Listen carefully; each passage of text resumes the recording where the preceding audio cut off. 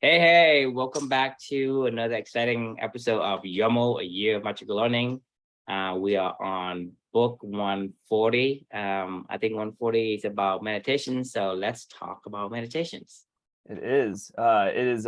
Meditations by Marcus Aurelius, which is funny because my thoughts on most philosophy books in general. So, I'm not gonna lie. I did not enjoy this book at all. I was bored out of my mind, and yes, it was not something that I felt very connected to, but any way, shape, or So form. how did you stumble across this book? Meditations. I got into like stoicism, reading about stoicism just to kind of learn more. It was more of a curious thing. Just I don't know. I'd always heard a lot of people talk about I've been reading a lot about just general philosophies of life and stuff like that. And stoicism kept coming up from areas that was of interest to me. And Marcus Aurelius is one of the most famous Stoics that kind of led that whole entire movement, I guess, a little bit. He was probably one of the three or four. You beg to differ. What's that? I guess you beg to differ. No, I don't beg to. I think some of his writings were interesting. It was just it goes back. It was disregard actually, because my reflection title is the keep a journal, right? That is the interesting part about it, right? This is the cool thing that I thought from reading the book Meditate. This is what it made me think about was, look, I didn't necessarily like gush and fall in love with Marcus Aurelius's Meditations, which is basically his journal, right? It was basically journal entries that he was writing for himself. But that's what you said before is, writing is a form of meditations. It is. Yeah. You said it yourself. Oh yeah, 100%. This is him for me, this is just his journal. It's not like he's trying to write a book. No, not at all. Actually, that's exactly what I said. So Meditations is a book about his personal journal writings, by Marcus Aurelius. And I jumped the gun again. Yeah, you did. You always do it, man. No, I'm just kidding. No, but it's a habit of mine. And I wrote on here, if I had to guess, like you said, I doubt he ever thought this was ever going to become a book. He wasn't writing a book, right? He was just writing his thoughts and working through, his own values and virtues and things that mattered to him in his life. And I don't know if he ever thought anyone would ever read this, and I don't know if he cared, but even if he didn't intend to, he, writing down his words gave, well, we're talking about it now. And I don't know how many years later, 161 to 180 CE. I have no idea how long ago that was, a couple thousand years ago. I don't know how long ago it was, but we're still talking about this stuff today. And you see people like, the Ryan Holidays of the world. And what is that? What is that? What is one? How long ago is that?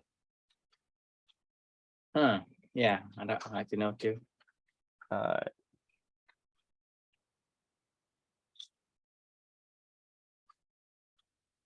should say how long?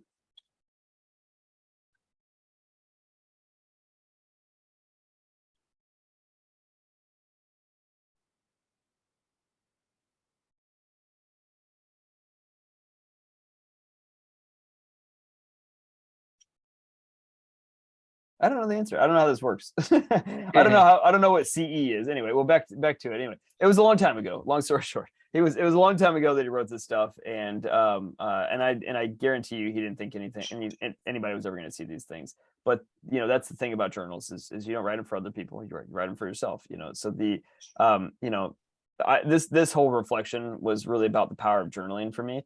And for me personally, journaling has probably been, we remember the reflection from that Matthew Kelly book early on, the Resisting Happiness book, which is about 10 minutes a day can change your life. It really can, just sitting down every single day, whether you're frustrated, happy, sad, whatever, just working through your thoughts, working through, various emotions and feelings and what's going on that day and preparing for the day and any ideas that might be sparked in your mind, anything that you're in pain about that you want to write about, anything that you're happy about, anything that you're sad about, anything that you're frustrated about, whatever it may be, right? You can just sit down every single morning. For me, I find an incredible amount of value just sitting down and get my thoughts out. I like to call that my God time. It's meditation for me. Like you said, the book is meditations, it's my time to talk to the God in my mind, right? And to say, how I'm feeling, and have somebody there to listen to me, and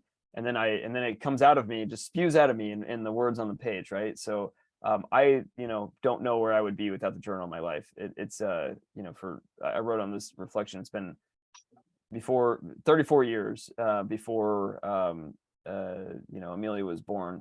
I don't remember anything from my life. I mean, honestly, I kind of remember some of the big highlights and big moments, and like graduations or marriages, or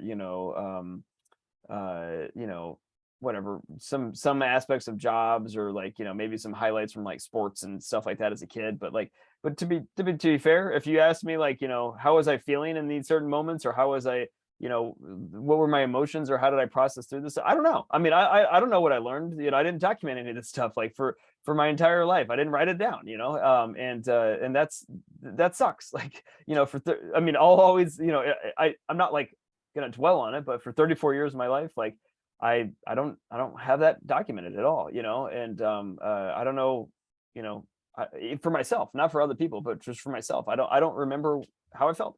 A lot of times, we'll be talking to friends about, things when I was younger, and I don't remember. I'm like, I kind of remember the event, but I don't remember anything other than, what they're telling me. I don't remember shit about when I was a kid, or anything like that.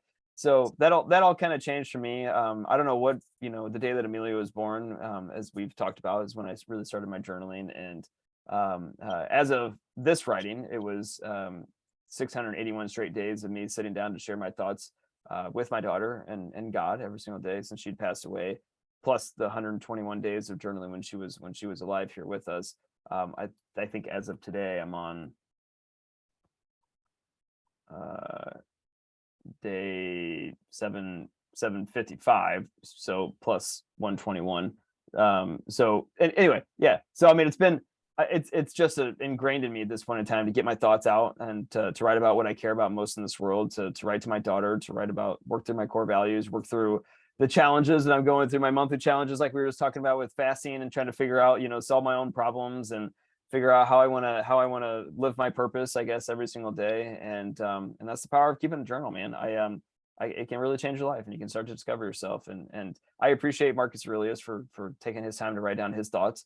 And this particular reflection is more about me wanting to do what he did, and I think we all owe it to our children, our grandchildren, our great grandchildren, past and present, yourselves. I would love to be reading the journals of my great great grandfather or something like that, and figure out what was important to him, or true, someday, reading your journals about, what you learned when you were 25 years old, and you were, drinking 18 Red Bulls a day and 900 cups of coffee, and whatever was going on in your life. It's just different moments and different times of your life. It's important to capture this stuff and to write it down. I'm just a huge fan. Yeah, it definitely would be a lot helpful, because we tend to lose those memories as time passes. Yeah, and we lose the lessons. That's the most important thing. We don't just lose the memories; we lose the lessons. I've talked to you about this a few times now for a while. I'm slowly forgetting how painful Amelia's whole life was, and what our family went through, and losing her. I'm slowly forgetting that. I don't wake up every day with that searing pain anymore. But I'm honestly, when I wrote the book, the I Can't Imagine book, I'm so glad that I wrote it when I wrote it, because I wouldn't feel the same way right now. I wouldn't, it was not, I don't remember the details anymore purging it out of my head at that time in my life.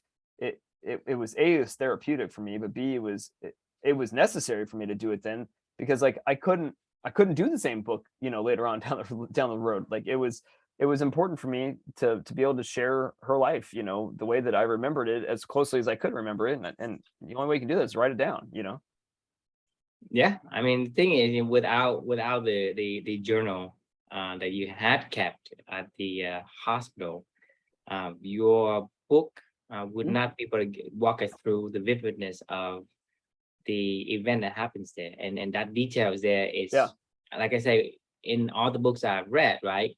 This is a book that where I'm actually can picture myself walking with you at the hospital, walking with you through every single thing that you have to jump through, just because you kept a journal, all the details there.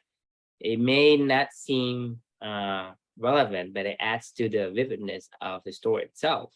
And I think having a journal is the only way for you to do that. Because if you were to write a book 2 years from now, all those things would be completely imaginary, because you Yeah. would it made up something, because it just get erased from the memory, from your memory. You only remember the gist of the beginning, the end, and the middle. Everything else isn't as vivid, so it's hard to portray an image as an artist would portray. When an artist draw something, they draw for the background first. They look at the Right. background information before it goes to the actual focus on the object itself. And having doing that is to me is the only way to do kind of make that fresh. The other thing that comes to my mind is when you actually write something down, because I like you say, I agree with you in terms of when you said meditation, writing is a form of meditation. And writing is essentially in the way that I can imagine it, because I'm a programmer. It's a storage.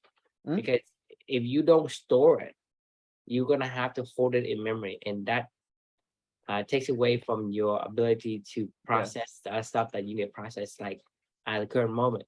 So when you write something, whether it's a concept, a lesson to do, a deadlines, or even pain, you write it down. It eases your mental burden. Load, the cognitive load. Yeah. I mean, it's Cognitive a, load, yeah, because you feel less pain if you write it down.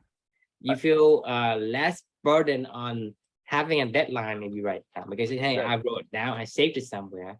Just like you have a computer memory, you have the RAMs, right, which is Right. always running and always keeping in information. Then you have a hard disk. Once it's saved to the hard disk, it frees that load, that RAM space, for the other stuff to be processing. And the more it has space to do, the better it process. It runs the same thing, is having the ability to offload whatever that you have and put it into a storage, and people will call it back. But if you don't, it always going to keep it up in your top of mind, which is basically the RAMs of the computer. And when it does that, you have very little capacity to do the work, whether you doing something for work, do something for the family, for anything else. You only do at a very limited capacity. Agreed. Yeah. I don't know if you remember when I was telling you, there's been a couple times when I've been out, not a couple times, it's been many a times where I'm out on a run and I'm listening to like an audiobook, and something will, like, I'll hear something that I'm like, oh man, I got to remember that. And like, I'm not even joking. Like while the book's playing, like, I'm like, I just repeat the same sentence over and over again. Whatever the word, whatever that idea was that I wanted to hold on to as I'm running, I'm like, I gotta these, so I used to do it where I would just eventually I couldn't. There was a couple of times where I was trying to do it and listen to the book, and I would try to repeat it back in my head, maybe like every minute. But then I would get home and it would be like 20, 30 minutes later on a run or something like that. And then I'm like, what was that again? Shit. And it was gone. Right. Like, and then I got really frustrated. So then what ended up happening was whenever I would hear something that I was like, that I really stuck in my mind, I would turn off my earbuds. And now these days I just turn off my earbuds and like, just fully focus on that thought until I could get home to pull my phone out of my little thing, to type it down in my Evernote thing, to be like, oh my God, thank God it's gone. I can come back to it when I'm going to write. But now it gets even worse. I don't even do that anymore. Because I didn't want to break my runs, and that was why I was doing that. Because I was like, oh, I'm in the middle of, running, like, I can just wait till I get home. Now I just said, fuck it. Like, as soon as it happens, like, I've given myself permission to be like, that's it, just stop. I unstrap my arm thing, I pull my phone out, I type the damn note, even if it takes me a minute or whatever in the middle of my run. I'm like, oh, thank God it's over. And then I can go back to just running, Like, I mean, seriously, like, I mean, it's that important for me these days to like just get it documented and get it out of my mind, you know, because it's like it does It- hurt. It just sits there, and if you don't get it out, then it just poof, it's gone. You know. you carrying, you actually carrying something, even though you don't remember, but you carry the haziness of your brain. Your brain is cloudy whenever you're trying to think about something because you have something you're carrying, but you don't know what it is you're carrying. So Right. that's how important it is for you to write down. So not only, because for me is this is probably more of a benefit than the journal of keeping the story, but you know, even the story you said is actually very important as well. But this is even more important as we Oh yeah. live every day, just because if you don't clean and have a clear mind, right? Right. It's harder for you to focus and do something great.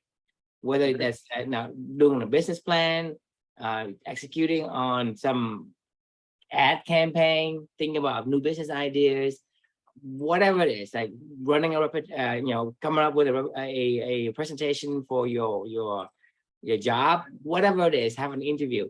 If you don't have the ability to clear your mind, it's be hard because you don't have to remember it, but it still takes space. It's just Right. junk space. If you understand any programming, like when you allocate something and you don't clear it out, it still has old dirty values in there. It's just not being clear. It's just not being addressed anymore. I mean, you don't have a pointer to it anymore. But at the same time, it still takes up space. And so a lot of times we don't realize that we are carrying unknown and Oh yeah. unfulfilled pieces of data in our minds, and we only have a limited capacity to do the other stuff. And we're constantly trying to swap out different things. But if you're able to take all these things and say, I'm going to take it off of my brain and store it somewhere, writing is that equivalent Yes. of having the ability to clear your mind. And when you clear, because even for a deadline, and your brains are very good at this. If you say, hey, I have to do a presentation tomorrow, and you say, I have to get up at 4 a.m., whatever, your body actually subconsciously is trying to wake you up at 4 a.m. tomorrow. Right. A lot of times, like you say, hey, I have to get up at 4 a.m. and you know, beyond it, you know, beyond the point where your body is incapable, whether it's too tired, exhausted, whatever. If you're healthy and whatnot, your body actually wakes you up without the alarm at 4 a.m. because you told yourself, your brain will actually keep track of it. And that's just the power of having that conscious and the subconscious takes over the burden, right? That burden will hold Right. until it's either completed or stored. You either It's finish the deadline, hey, I finished my presentation, I wrap it out and put it into my backpack, right? In my briefcase for tomorrow presentation or whatever. You won't feel that sense of ease until that happens, or until you say, well, I'm going to put it on a calendar, I'm going to put an alarm on it, and then I'm going to do this whenever the alarm come up or whatever. Basically, you basically tell your brain, hey, this is taken care of. You don't have to think about it anymore.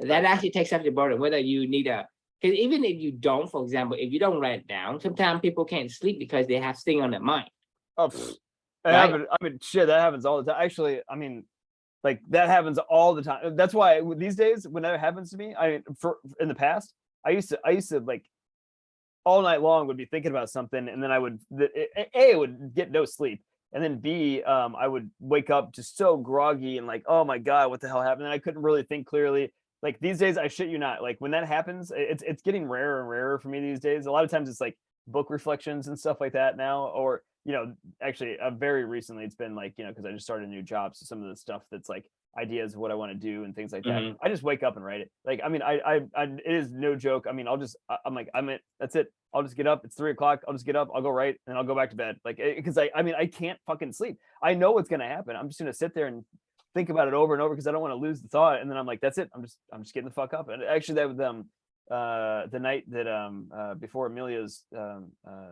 funeral was when I was, you know, I was struggling to write her eulogy the day before, Mhm. and like, I mean, I You I have was so many dreaming. things in your mind. Right. And I woke up at 2 a.m. and I was like, I had the whole thing in my head, and I was like, okay, this is what I want to do. And then I was like, I can't, you know, I was like, I'll just figure, you know, hold it there, and we'll write it in the morning. And I was like, I'm not gonna remember this in the morning. I woke up at 2 a.m. and like typed the whole damn thing, and I felt so relieving just to get it out of your mind, to say like, here, I'll come back to it in the morning and look at it again and make sure that I can clarify some of my own thoughts. But like that's the beauty of journaling. Like, you're not trying to be perfect with it, right? You're just trying to get it out of your head, and then you can come back to it later on down the road. Like, I mean, like, if you looked at my journal, like, you'd probably be like, what the fuck is this shit? Like, I mean, some of the stuff is just like all over the place. I'm not joking. Like, I That's mean, what it's supposed to be. I mean, to me, right, like whatever I write down is a bunch of notes that only I know. I right. mean, if people look at it, I say, I have no idea what when I say certain thing, but only I know. And to me, writing and sleeping is one of the top two brain hacks Oh, that yeah. I know of, because you can influence your brain in a lot of ways by sleeping and writing in a combination of the two. Think about your eulogy for your daughter. I mean, you wouldn't be able to sleep if you force yourself to. You couldn't, because you have so many things in your head. And at the same time, you wouldn't be able to orchestrate a beautiful eulogy without the sleeping that you had, right? Right. So for me, it's like writing is a brain hack, sleeping is a brain hack. Put the two together, it's very, very powerful. I totally agree. I mean, and this is only talking about yourself. Like, I mean, we're talking about Marcus Aurelius's meditations, like where we're talking about hundreds and thousands, whatever it is, hundreds of years later, and like that's something we haven't even touched on, is the power of like just sometimes getting your thoughts out and sharing them with other people when they can go read them. Like there's so many people that don't document. Think about all the human lives that have come and gone, that all the beautiful thoughts and beautiful questions that have popped into people's heads that they say every day. I guarantee you, every single day you have at least one or two questions where it pops in your head and you're like, man, that's brilliant. And then it goes away. Like, Yeah. I mean, I'm not joking. I know what happens to me if you don't write it down. Like, I mean, think about all the brilliant questions that go on out of the 7 billion people that live in this world every single day, or the brilliant idea that popped up, or the frustration or the anger or the big life lessons that were learned. And then that's it. Like, it only existed in our mind, and now it's gone, and like that's the second part. Yeah, it's only exists in your mind for like a split second, right? And it disappears, and that's the thing with a lot of things we are distracted with. Things will come and go quickly. It does. I mean, it sucks. Like, that's so I wrote in this reflection. It's for 34 years, I don't remember much of my life at all. I mean, like, and you were talking about like with the book and the journals and how I wouldn't be able to write it. And actually, like you said, how it transports you there. I'm not even joking. True. Like, when I go read my own journal writings, like, I'm like so thankful that I documented her life, because there's things that I forget. Not just things. I would say 80% of it I forget. It's like slowly fading every single day. Like, I mean, I'm almost basically the same as you are, as visualizing myself back there at this point in time, of going, well, am I even that person anymore? Like, but I'm incredibly grateful that I have that memory, that I can always go back and relive that with my daughter, and if I didn't have that, I mean, it makes me sick to my stomach to think about that not existing, I don't care if anybody ever reads it, but like, for me, it's incredibly powerful, because that's her life. I mean, that was literally everything that happened to her in her life, and if I forget it, then, and my wife forgets it, then who's going to remember it? Like, I mean, nobody's going to remember that. Like, nobody will remember Amelia at that point in time. And like, I could not ever fucking have that happen. And like, yeah, I mean, it's I can't even imagine what my life would be like without that journal, and the journal now. I mean, it continues. It still lives on. It started, 870. I mean, that's ago. your source of motivation. That's your source of power. Imagine your power is get diminishes over the years, and eventually you lose that power altogether. I mean, that memory is all gonna go.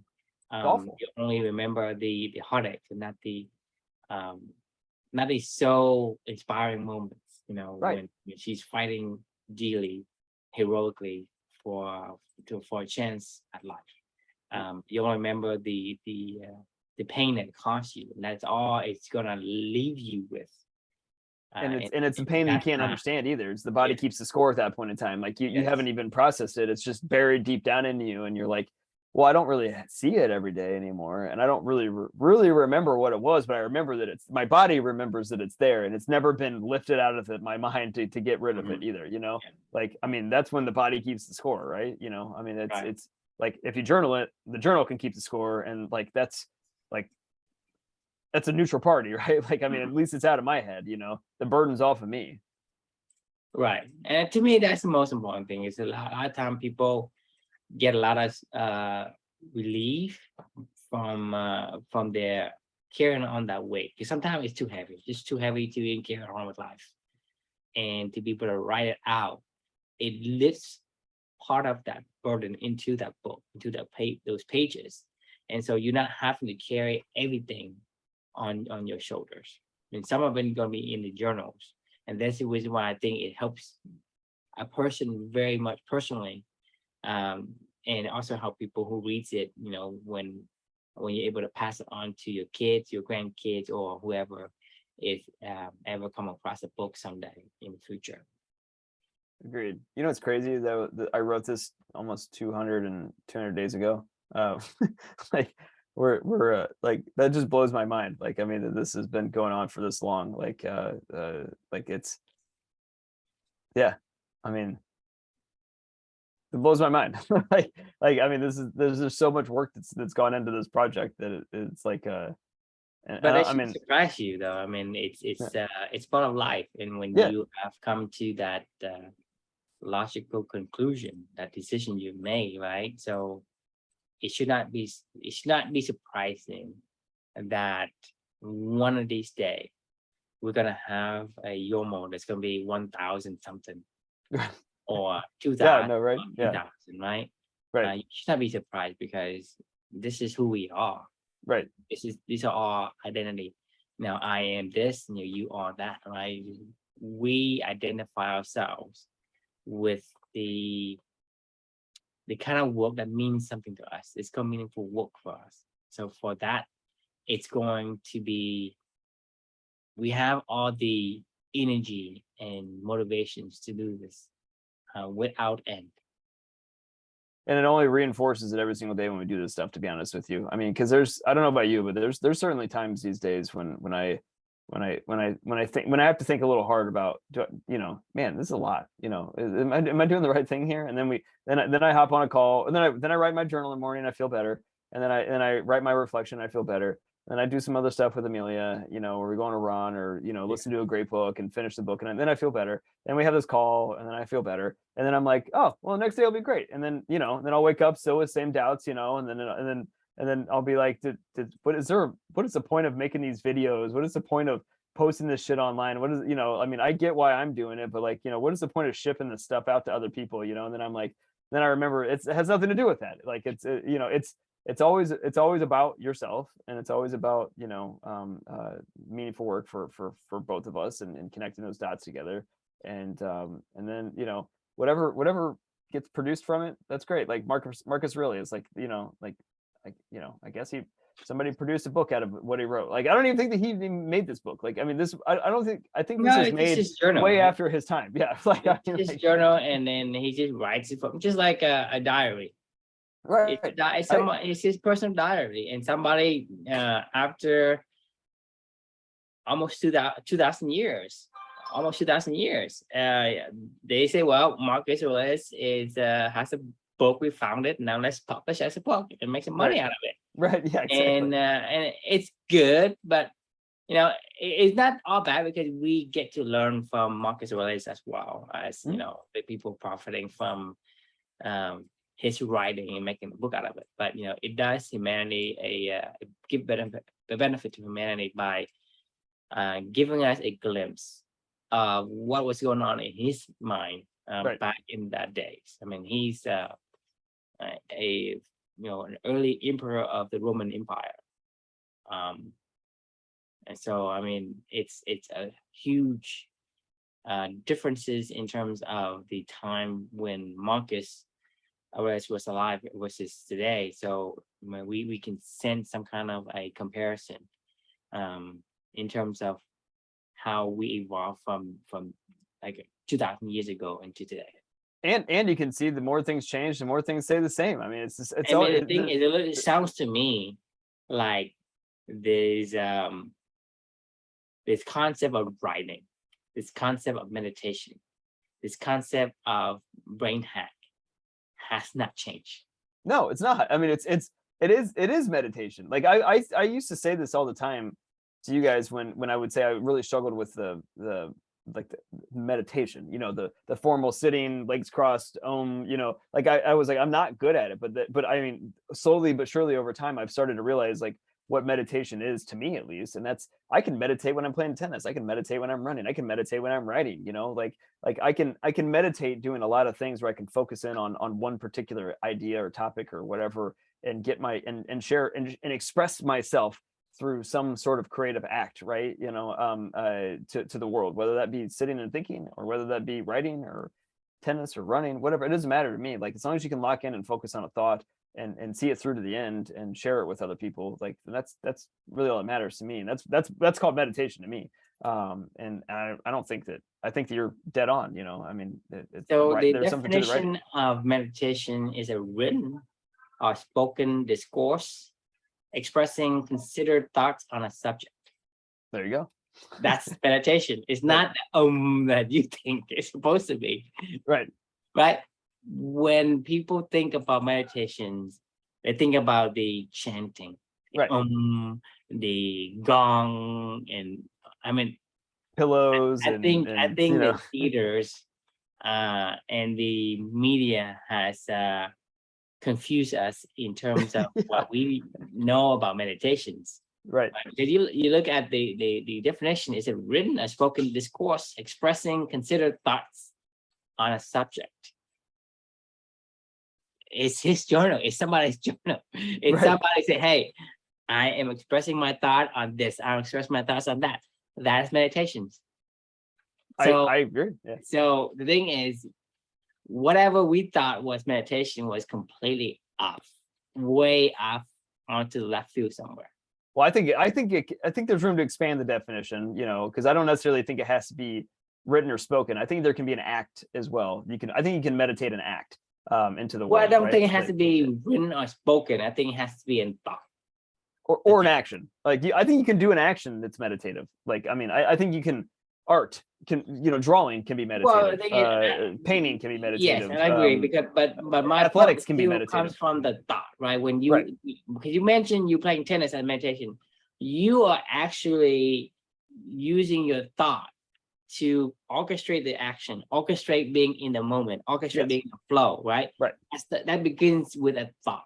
Again, Yes. it's your thought focusing on that, because when you're playing tennis, you could think about, oh, I'm going to buy a grocery, oh, I'm going to go to a movie, right? That's not meditation. When you are going to play tennis, right, you are focused on the act of playing tennis itself, the Right. thought of the act. So comes down to focusing on that particular subject. To me, just a thought of a subject. As long as you think on a particular subject, focus on that subject, you are meditation. That is my definition. If I'm wrong, you let me know. But to me, it's you think about something and you focus on that thought. That is meditations. If you let your mind wanders and do whatever it wants, then that's not meditation. You're not controlling your thought. Right? I you agree. can control your thought by focusing on your breathing. You can control your thought on focusing on the writing. When you write something, Chris, you wrote in a particular subject. You say, hey, I read this book about meditation by Marcus Aurelius, right? When you wrote this reflection, it is thinking on this thought of meditations. Yep. Or when you wrote the book of caffeine, right? Mhm. You are focusing your thought on caffeine. Yep. So that's meditations. That's Agree. how I interpret meditations. I would agree with one slight tweak. It's actually letting your elephant just express itself and getting out of the way. So I'm not thinking about something when I'm playing tennis. I'm thinking about not thinking about something, and then trying to let my elephant just express itself. You know, same thing when I'm writing. Like, I'm just letting like today I sat down with an idea that I wanted to talk about, you know, and the reflection became completely different, had nothing to do with it, but I was like, oh, I'm happy with this. Like just get out of your own mind and like just let your fingers do your thing and like focus on just getting out of the way of your elephant, you know. In a lot of ways, like that's when it's like meditative, the act that comes from, you know, just completely stepping back and letting things happen around you and getting in that flow state, I guess. Now I get what you're saying, because What it I'm is about saying is, it started with a still thought. disagree with I know what it you started said, with a though. thought, but that thought, then I said, all right, I had the thought, and then I'm like, let's let the elephant do its thing, you know, like that's Well, the thing is, you can't let the elephant do its thing. You have to let the elephant do the things you want it to do. Because for me, let's say, well, I guide it with a thought. I mean, and then I say, okay, elephant, go do your thing, you know. right, because you say, hey, elephant, I need you to play tennis, right? Right. Don't think about like the after party. Oh no, I agree. No, I said you got to guide it with So, a thought. Like so, I so gotta, when the elephant thinks about after party, you tug the little you know, whatever the harness, whatever you call it, tug it back to, hey, oh here, and then let it go, right? Right. But he goes one that you bring it back. It's a thought, right? Hey, because the thing is, if I meditate, right, I'm going to say I'm going to focus on whatever it is. Let's say I'm focused on fasting, or on what kind of things I need to do to what kind of food I need to eat to make myself healthy, right? I'm thinking about it, right? Right. And that thought comes in, I process it. Another thought comes in and say, hey, you know, tomorrow I need to go to the bank. Okay, the bank. Okay, put it out.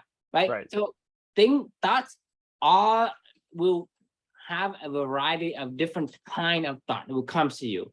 You pick up the thought, right? And you put it aside, or you put it and you use it. This is meditation for me, is you pick up a thought that has to do with what you're doing right now, then you keep it. If a thought comes in and you say, well, this thought has nothing to do with what I'm doing now, I'm gonna put it away. It's not about rejecting that thought, it's picking it up, acknowledging, hey, this thought, but I'm not gonna use it right now, and put it away. So same thing with elephant, is when elephant veers to the outside of the court and going for the carrots at the back table where they have carrots and salad or whatever, you just tug it back to, hey, focus on tennis. It's okay, we know that, but leave it alone. So it's focusing the thoughts on some kind of a subject, whether that's tennis, whether that's presentation, business ideas, having fun, playing chess, planning vacations or whatever. It could be just that, but you are telling your thought, focus on this, and not resisting the other thought as well. Because when you resist the other thought, it's going to be, because if I tell you, hey, don't think of a purple giraffe, what do? I think of a yellow giraffe. You get my point. So, no, I'm kidding. Yeah. So the thing is, you have to acknowledge, hey, there is one, but you say, hey, I'm telling myself that this is not relevant right now, I'm going down. So this is controlling your thought. That's telling you that I'm processing things and I'm filtering things out. And to me, this is my meditation. This is what meditation means to me. I could be wrong, but no. Oh no, I think you 100% nailed it on the head. Like, and I 100% agree with what you just said. And actually, if anything, this is kind of a meditation that we do every single night in a weird way. You know, I mean, and it's relaxing. It's therapeutic. Tune out everything else. Right. I don't think about, hey, I got to do this tomorrow. I got to do this tonight. I got to do or whatever. Right. I got to go take out, the garbage or whatever. I don't think about any of that until, I think about it. But when I think about it, we look up and we're time's up and we got to go. Set aside, So I'm focusing on being present. Right. You cannot be present until you can meditate. Because when you're in a conversation with somebody, they deserve your attention, right? Agreed. And if you don't pay attention to them, I mean, you think about lunch, dinner, or your date or dinner party, or the drinking buddies, or a poker game afterward, or whatever. You're not there. You're living in the future, and that's not meditation. And that takes away your happiness, because you're yearning for something that's not existed yet, right? And most likely it won't become reality just the way you thought it would be. Never and you will. get disappointed. It never will. Like, I mean, no matter what you try to dream up, it's never going to be the same thing. Which, I mean, in a weird way too, we've been documenting this whole entire conversation, and we call it a podcast or whatever. Really, we're just meditating. We're doing a joint meditation on a topic that I happen to write about, from a book that I read. But I mean, we could do it with anything, honestly. And we were doing it with with other stuff before. Now we just decided to concentrate our effort into a particular project, you know. Yeah. And that's And this it. thing is with these books that we selected, not selected, but we happen to stumble across, expand our boundary of knowledge, For right? sure. 100%. And you know, like I said, you know, what I do here is a meditation, but it makes me a better person, in my own right. Yeah, you feel better In your own I mean, right. you just- I'm a just better feel person because I've learned some of these skills that I'm able to apply it to my life, right? I feel like I have make a lot of progress in my life in the last 2 years than I did in the last 20. Yeah. The last 20, I'm just following somebody else is wishes, expectations, and footsteps, or whatever Yeah. it is I tells me to do. I'm doing it, and it did not end up well. And so, in the last 2.5 years, I feel like I make a lot of progress for myself. I'm a lot more calmer and more happy. I don't do things because, you know, people expect me to do things. I do things because it means something to me. If it Yeah. doesn't, then, you know, I don't put the effort or time, and I don't feel ashamed of having to be like have a need to impress somebody. I mean, it's something that we are born with for whatever reason. That's Mm. not with us, because we need to feel like we need to be accepted by our society, by our tribe, by our community. But now that I've learned this concept, it's still there, but it doesn't bother me that much. And I don't. I think you can find the path back to like, when you start to veer off of it, you're like, oh, I know that I'm veering off of it. I can find my way back to my focus, you know. Um, I, I mean, I feel the same way all the time. I mean, there's like just this new job that I'm doing right now. Like, I mean, at least 10 times a day, a thought pops into my head of like, what the fuck am I doing? Like, you know, I'm not joking. I mean, and then I go, oh, I know what I'm doing. Like, you know, and actually, it always usually happens when I write about it, or when we have this conversation, or, you know, whatever. And I'm like, oh, I remember what this is about. Like, because, you know, to be honest with you, like, I moved to a company that's less sexy than the company that I worked at. You know, I mean, yes, I make a little bit more money now, but like that was never, you know, the goal or the intention or anything like that. I'm working in an industry that I still don't really give a shit about, you know, and selling stuff that I really still don't give a shit about. But like what I get to do every day, I really do give a shit about, you know. So do I care about if this is going to be a success or a failure? No, I don't. I mean, deep down in my head, I want to. You know, I remember one of the reflections that we did a while back was the Winning Ugly with Brad Gilbert book about the, you know, how to the tennis book about winning ugly. And, you know, it was like, what if I didn't care about outcomes, right? Like, I don't really care about the outcome. I mean, I'm being dead serious with this particular job. I don't care if we crush our goals every single month, or if you know, what I care about is, are these people growing every day? Are they living their values as our team values, and are they living their individual values? Are they bringing their art to their job every single day? And if they're doing that, then it'll be a success for me. And I know that if I can get them to bring their art by me bringing my art to the job every single day, then I can go do that wherever I want to go do that, whether it be in Clubany, whether it be in, you know, another job, or whether it be wherever. And I know that those people are going to remember someday going, oh man, Chris really helped me to bring my heart out. And whether that it worked, it didn't work, who cares? It's irrelevant. Like, it's, you know, there's going to be a million jobs in the course of people's lifetimes. Like, I mean, especially this day and age, where like the average tenure at a job, I swear to God, you go look at people's profiles these days, and it's like every 2 years they change jobs. I mean, like, and that's okay. Like, I'm not saying that that's a bad thing or not, whatever, but like, that's just the nature of this world. And, you know, that's because you're bringing your art to different places, right? You know, so like, that's what this is all about. And like, yeah, I mean, these conversations help me to stay get back on track as well. You know, I mean, you know, for the first year or and a half or so of this whole entire journey together, like, it was Amelia that always kept me on track. Like, whenever I felt like I was drifting in any way, shape, or form, all I could think about was her and the pain that she went through, and the pain that my family went through. I don't feel that pain as much anymore. Now it's I still think of Amelia, but it's a different Amelia. It's a different thought. You know, it's Right. it's like, let's just keep doing what we're doing and focus on bringing art into the world, you know, and we'll see what happens, you know, like, and that's really it. But pain is no longer driving the bus, right? Like, it's more about purpose, you know, is probably more likely driving the bus at this point in time, and to try to keep focus on that and meditate, meditate on it every day. Like, you have to do this shit every day. Like, I mean, I can tell you without a doubt, if I stopped doing this like for a month straight, I mean, I would be so far veered off the path, or it would be so hard to like get that flywheel going again, I mean, and I don't want to have that flywheel stop, but like, and that's probably my biggest fear, honestly, is that flywheel stopping. And I'm like, oh God, like, what did I just do? Why did I do that? I was happy. I was living a purpose-driven life, and now all of a sudden I was like, yeah, let's take a couple months off. We'll figure it out.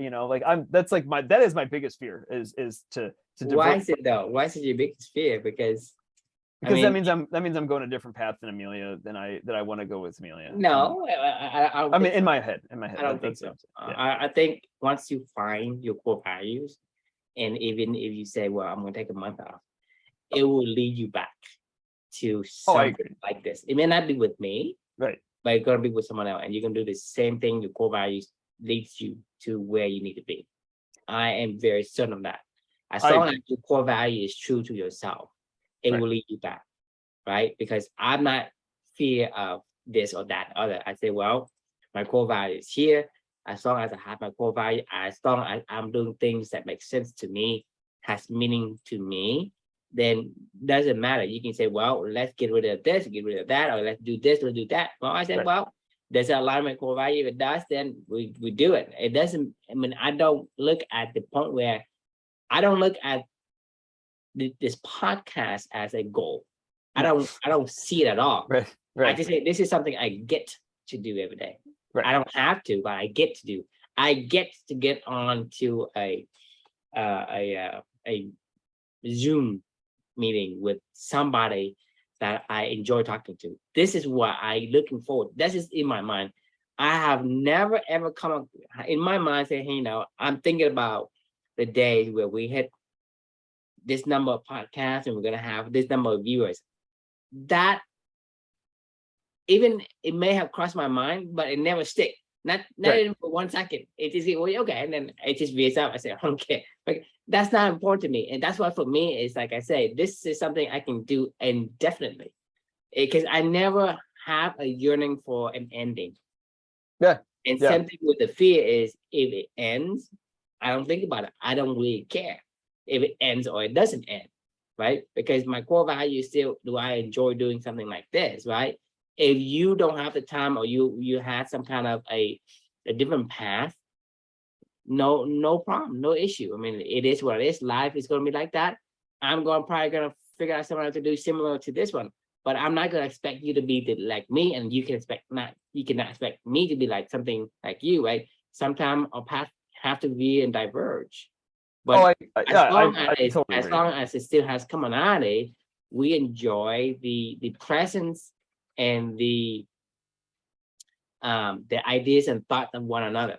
That's I am totally grateful for the time that you spend with me, because why would you spend time with me? I'm the only one you're talking to, versus with people that you haven't even met me in person. That's true. Have not met you in person. But you and I have devoted every single hour or more every day, and we're over time. Right. Right. To this person, right? And what is it? Am I pretending to be? Hey, I'm this person, and right? What am I getting out of it? Right. I'm conning you into something. Yeah. No. I know. Yeah. Right. Yeah. It's no. You're totally right. I think if revising what I was saying about being impeccable with your words and revising my fear, it's more about losing my daughter in a different way. Like I know I found her. I think your core value is to remember your daughter, have that relationship with her, living for two. If you can continue to do that, it may be in a different method, in different path, but it's still going to be the same outcome, which is for you to be able to live for two. If that has never changed, regardless of what you do, it's still not going to change, whether you do that with me or with someone else. And like I say, we don't know what the future holds, right? Like I said, I can live life tomorrow. If I do that, well, there's nothing you can do, Chris. You can't bring me back from the dead, right? And so you're going to have to carry on living for two. And if that's the case, then that's the case. And that's nothing to it. Well, then it would be living for 3. All right. But let's put a pin in this one. We're probably over time at this point in time. So a question we can leave with everyone is what's stopping you from documenting your own journey starting today? So something to think about, and the power of the journaling. And who knows, maybe in 1,000 years, you're the little weird guy with the statue with a weird beard and a hairdo it could be you. or girl or whatever, gender neutral, I don't really care. Cover of your thoughts sharing with with the world. So get out there and document your thoughts, write it down, and enjoy the process. We will see you all tomorrow. Sounds good. Good night.